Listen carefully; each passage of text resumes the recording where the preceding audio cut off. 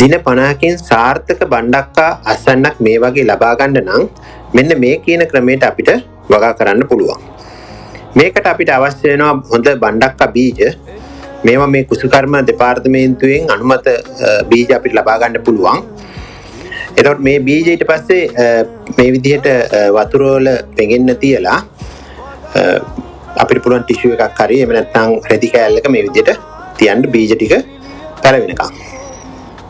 මේක හොඳට වහලා ආලෝකය එන්නේ නැතු වෙන්න තියලා තිබ්බහම මේකේ පැලවෙනවා. පැලවුනහම අපිට මේ විදිහට බලා ගන්න පුළුවන් පැලවෙච්ච මේ පැල.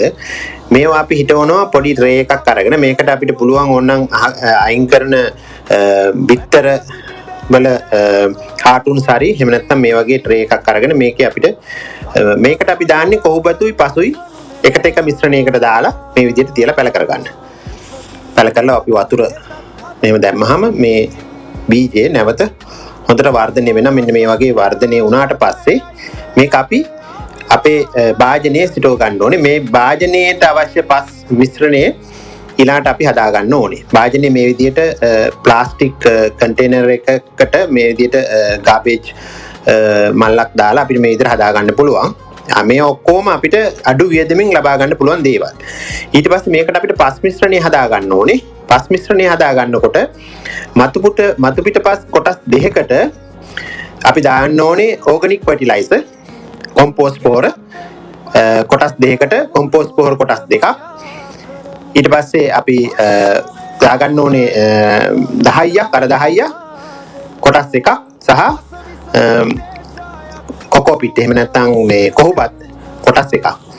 તો මේ මිශ්‍රණයට ට්‍රයිකොඩර්මා එකතු කර ගන්න ඕනේ. මේ ට්‍රයිකොඩර්මා අපි දාන්නේ මොකටද කියලා අපි විස්තරය අපි දීලා තියෙනවා මේ ලිපි වල.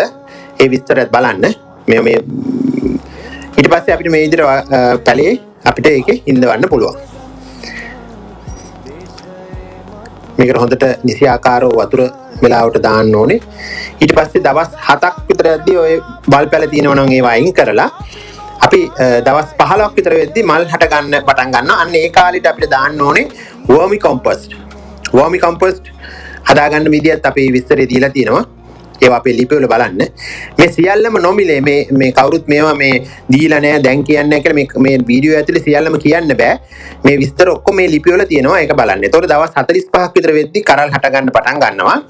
සාමාන්‍යයෙන් දවස් 50ක් විතර වෙද්දී අපිට මේකේ අස්වැන්න එල්ලා ගන්න පුළුවන්. හොඳ බණ්ඩක්කා අසන්නක් ලබා ගන්න පුළුවන්. මේ ක්‍රමය ඔයාලත් හදලා බලන්න. වැඩි විස්තර ඕන අය කමෙන්ට් කරන්න.